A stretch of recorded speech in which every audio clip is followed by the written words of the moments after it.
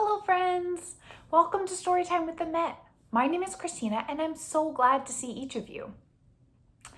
We'll be gathering every Thursday at noon for a book and an activity. So find a cozy spot and let's get started. We'll begin with our Storytime song just like we do at the museum. It begins on the count of 3. 1, 2, 3.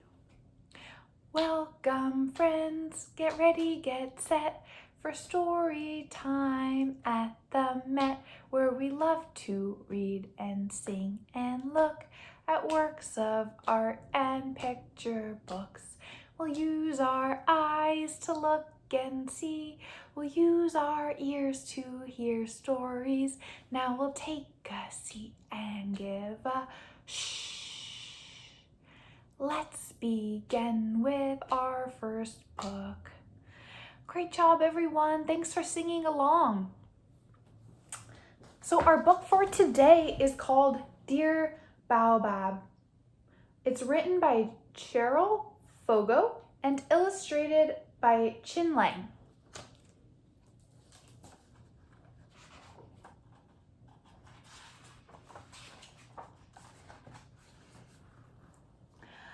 On a wide street in a city surrounded by low rolling hills, a little spruce tree grew under the mailbox of a red brick house.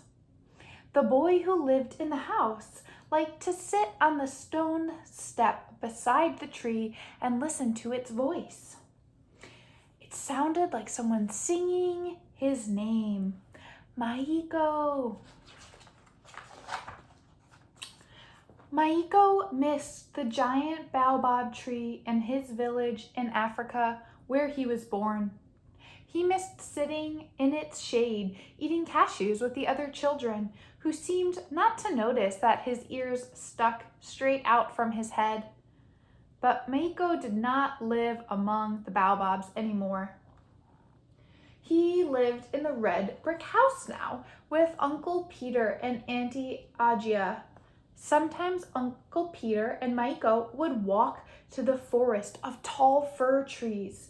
Maiko would tip his head back and look up, so far up, and still he couldn't see the treetops. When you go outside and you look up, what do you see? Uncle, he would ask, how old are these trees? Oh, about 400 years old, Uncle Peter would answer. Then, as though he knew what Maiko was thinking, he'd smile and say, not as old as your baobab. Maiko's favorite baobab was more than 2,000 years old. When this old baobab tree was a baby, his mother used to joke with him, that tall mountain over there was just a pebble. One morning, as Maiko sat in the fragrance of the little spruce, Uncle Peter joined him on the stone step. Uncle Peter, Maiko asked, how old is this tree?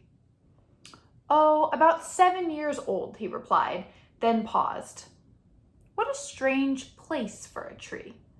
He cupped Maiko's chin and went into the house. After that, Maiko would say, hello tree, same age as me, on his way out and on his way in. Sometimes he sat on the step and shared secrets that he told to no one else. He talked of his village and the baobabs and how he missed his friends at the school where he had gone after his father and mother died. He told of how lonely he felt as the wind blew across him, across the wide ocean in an airplane, and how strange it was at first to sleep in the big red brick house. But now, he said, I fall asleep looking at the baobab that Aunt Ajia and I have painted on my bedroom wall. What do you like to look at or think about when you're falling asleep? Maiko told the tree about his new school and about the boy, Leonard, who laughed at his ears. As weeks passed in the city surrounded by low rolling hills, Maiko learned many things from the spruce's song. He learned what it was like for a tree to have roots that sipped water hidden far beneath the earth, and how it felt to drink the sun and listen to the melodies of chickadees that sheltered in its branches. He learned how a tiny seed from a cone could float away to plant itself in the earth beneath the mailbox. And he learned that his ears were good, for only Maiko could hear the little tree when it sang. Do you get to hear trees when they sing? What kind of sounds do you hear when you look at trees? One day, Maiko heard Uncle Peter and Aunt Agia talking in the garden. Something will have to be done. It could crack the foundation. And then, what a strange place for a tree.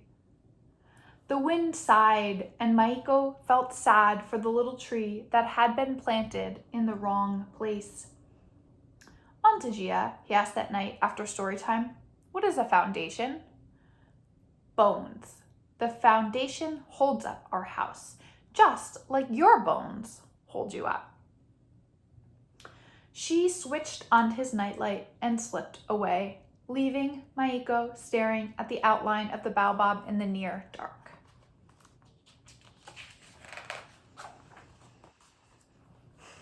Each day when he came home from school, Maiko was relieved to see the little tree still in its place beneath the mailbox. Then night began to come earlier, and leaves from other trees fell, resting in the branches of the spruce. For his first Halloween, Auntie Agia invited Lee, a boy from Maiko's class. Lee was a wizard. Maiko was a baobab made from a box, 27 pipe cleaners, and green construction paper. Lee taught him to shout, "Trick or treat!" Can we practice that together? Trick or treat! On the street, they saw Leonard, and he laughed and pointed at Maiko's ears. Maiko said, "I wish Leonard wouldn't laugh at my ears." But then Maiko remembered that his ears were good because he could hear the spruce's song.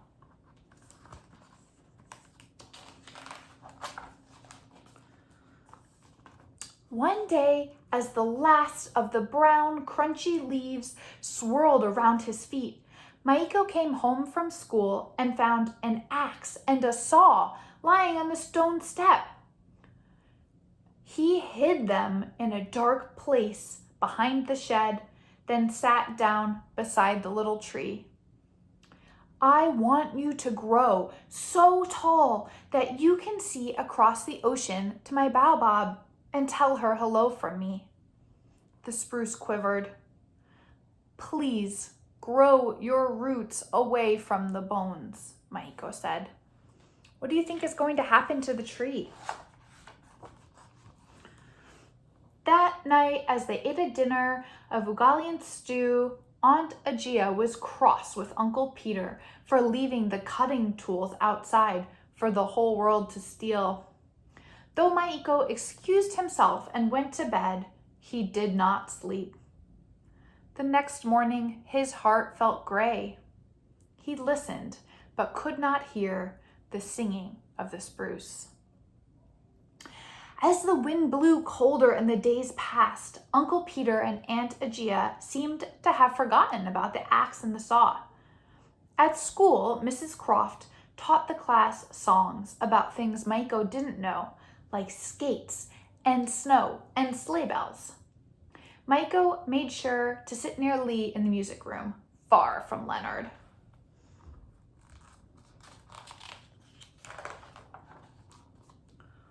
Wow, so much changing of seasons.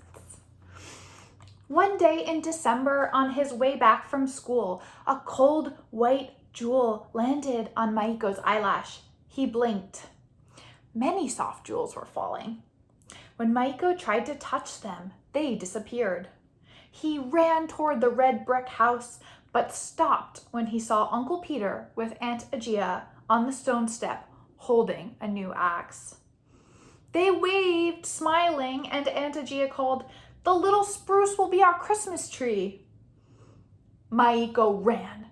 He raced along the wide street and down the hill, past the forest, and up the other side Maiko flew. His ears were cold, but he didn't care. He hated his ears, and he hated the snow and the walls in his room and the songs about sleigh bells. Do you ever feel like you hate things when you're upset? His mouth puffed small clouds. Micah wondered how long it would take to run to the ocean and how long it would take to cross, to get back home to Africa, where no one laughed at his ears, where he knew his baobab stood, strong and wide and safe. Although Micah was young, in his heart he knew many things. He knew that the tree could not do what he asked it to do.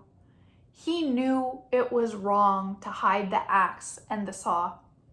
He knew what it meant to be small and planted in the wrong place. Soon, Uncle Peter found him. They walked together, their footsteps muffled by the snow. After a time, Uncle Peter asked, "Why didn't you tell me how you felt about the tree?" Micah could not answer. As though he knew about the bubble of sad feelings Micah held inside, Uncle Peter said, "It's a serious thing to feel that you don't belong." He looked down into Micah's eyes and said, "It will get better, nephew." They walked on.